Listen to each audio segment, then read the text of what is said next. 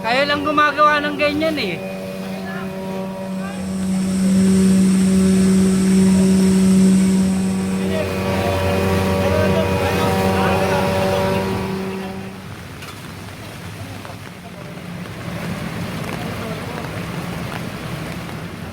Oh, teka lang.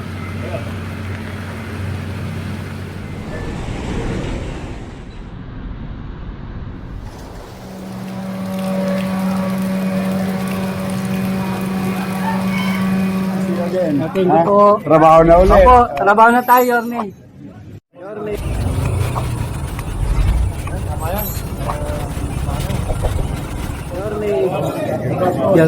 Oo, good to see you again. Thank you po. Trabaho na ulit. Opo, trabaho na tayo, Yorme.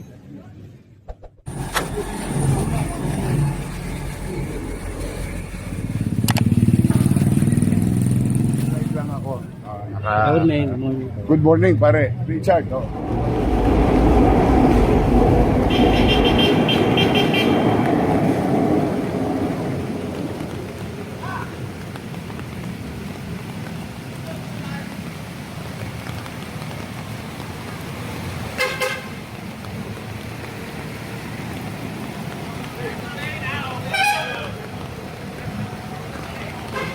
Doon meron doon, oh. Nakita nila.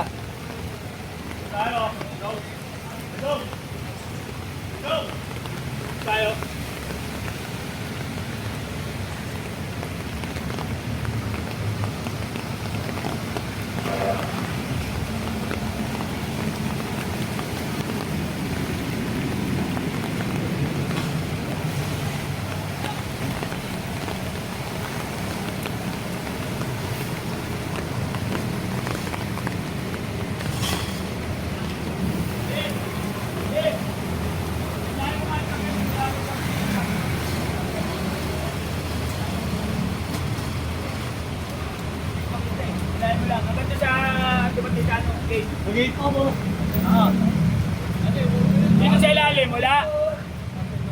Uy!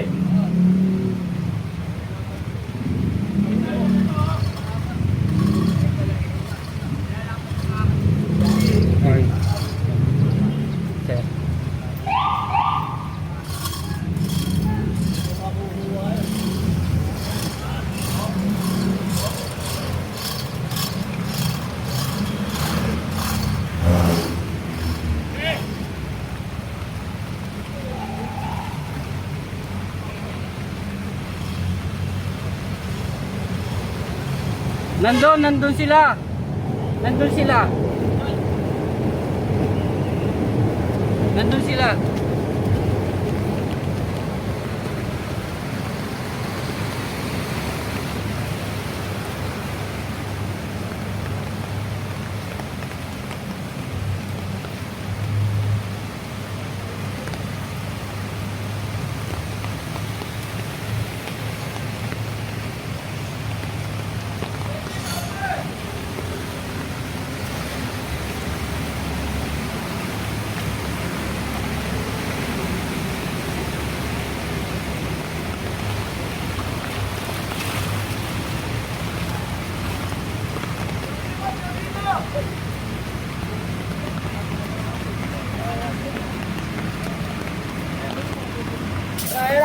Ay, boss.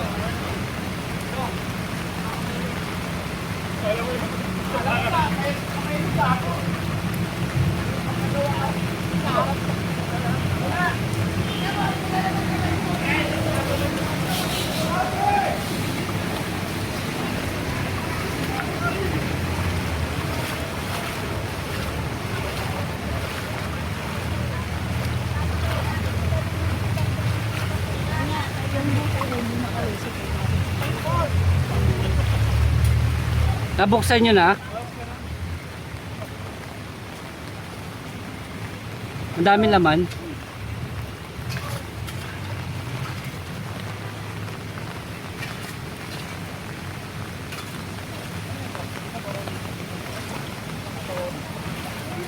Engineer, makikiraan lang, engineer.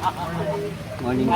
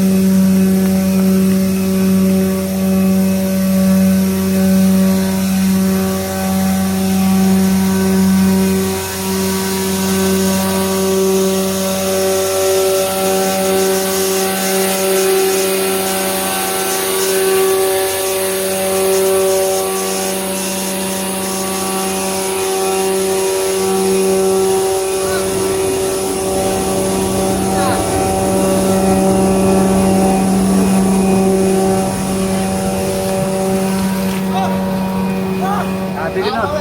Siyempre. Sabi ko na nga ba, kayo yan eh. Kayo lang gumagawa ng ganyan eh.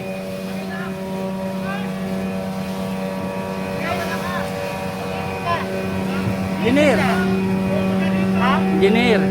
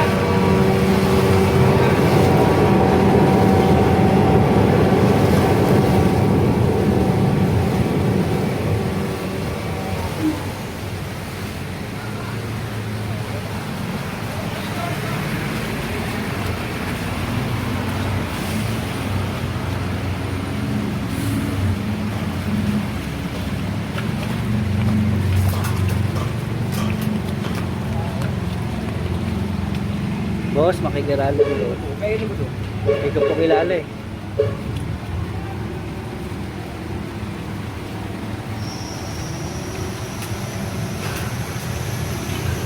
Boss, makikiraan lang po.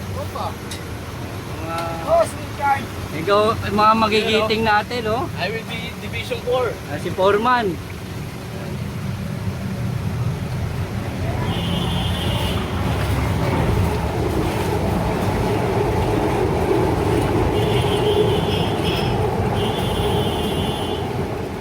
Oy, boss.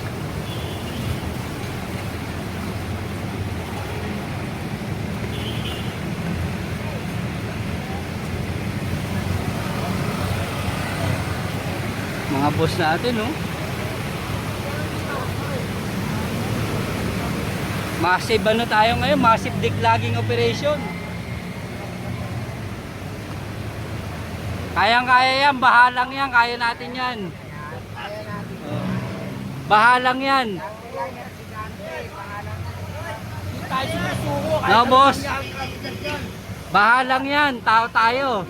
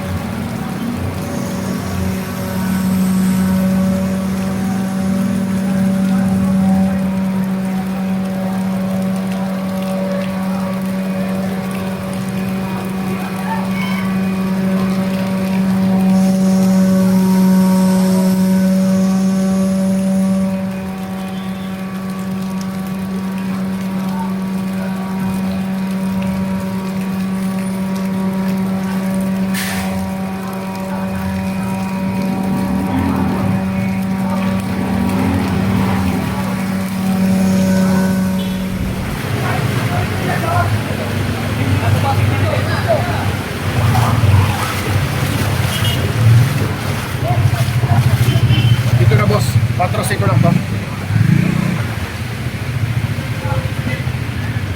Oh, ayaw nyo pa?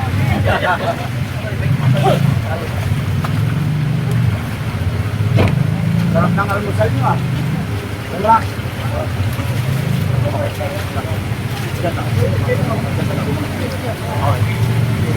Boss.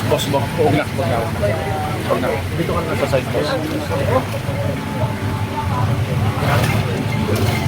Mayor, kumusta na po yung pag-visit ninyo yung But generally, no, salamat sa Diyos, medyo daytime city, mas maraming area na traffic. Mga major thoroughfare, ayos naman. Masang pulis. But the thing is, we continue to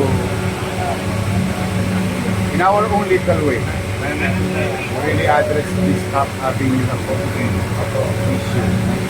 At napatunayan na namin, yung duda namin last week, na yung mga malaking drainage, makabarado. And true enough, the other night, in some of you there also, hinira namin ang ganito. Nakakita ka namin yung iba. Walang presentation ng nangyayari. Also.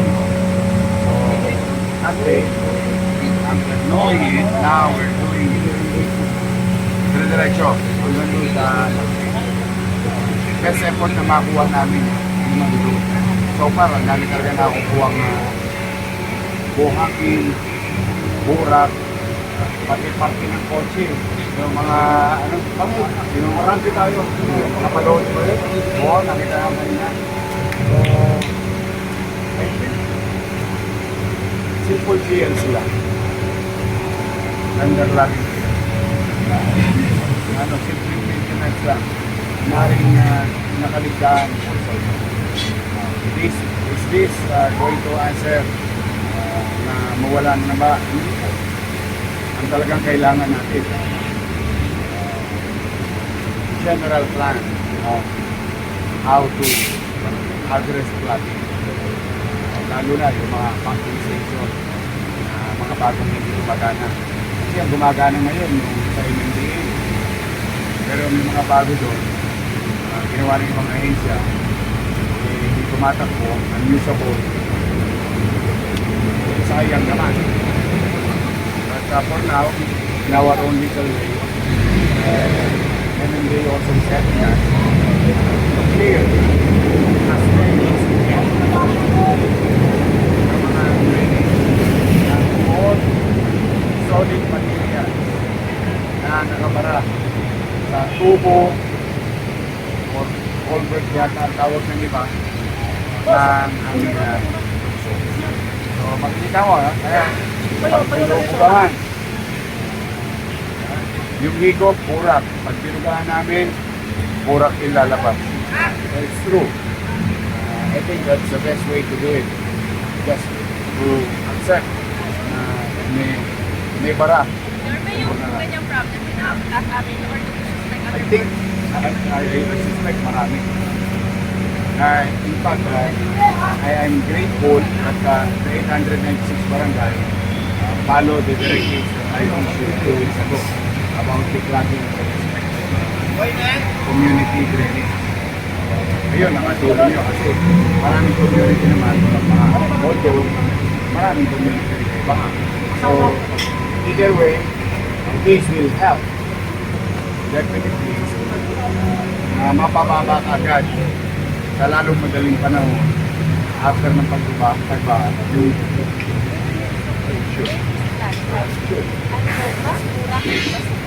burak. Sa awa ng Diyos, I mean, you can see the road. Buti na lang. So, what is their side? I would like to give commendation to DPS and engineering. And also with the help of nakakot namin yung basura about 3 years ago. In a short period of time. Yung nangyari, malamang, lahat yan lumulutan ngayon.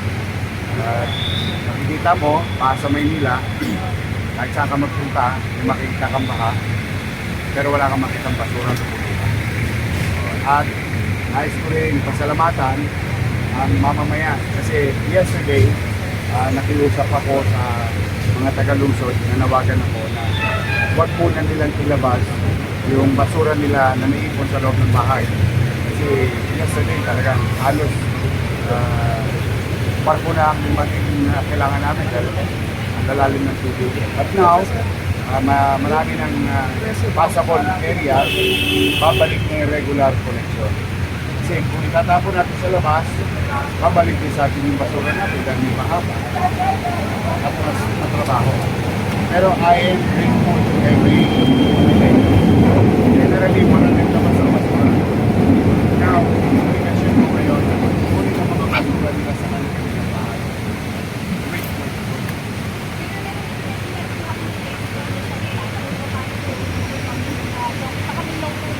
The long-term solution is about the dredging of our creeks and riverbed. Clogging o yung ating mga drainage system. That will have an immediate effect. The long-term plan is to continue to build, and hopefully they will build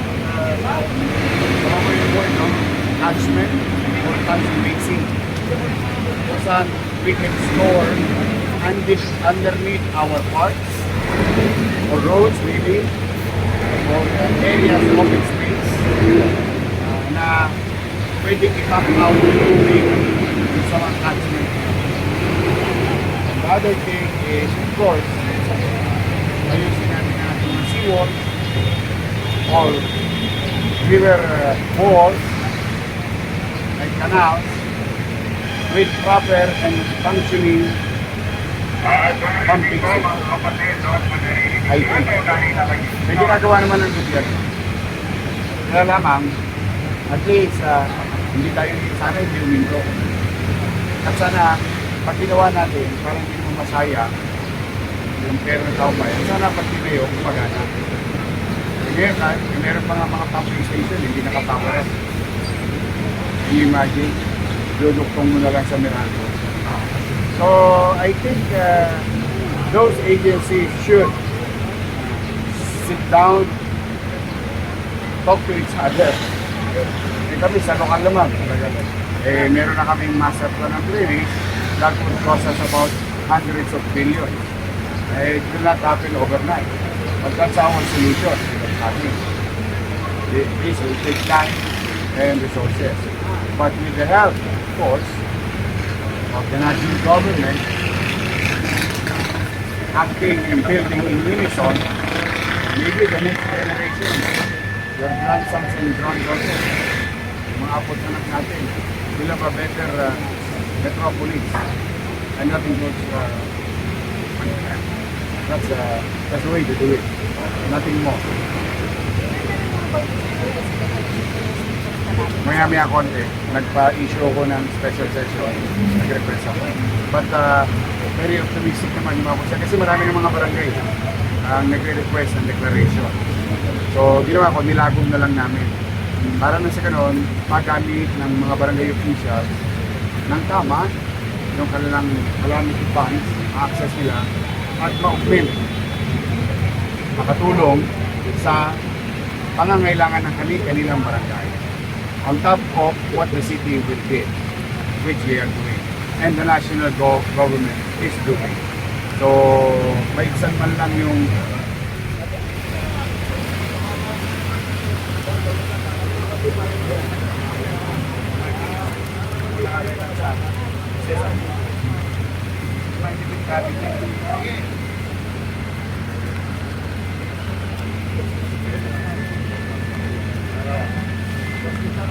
oh, teka lang.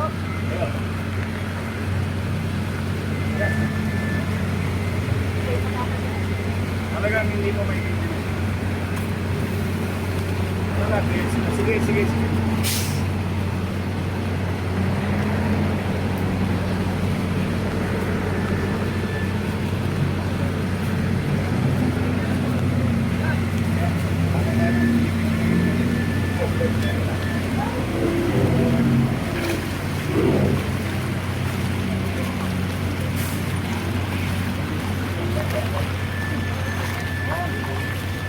Engineer,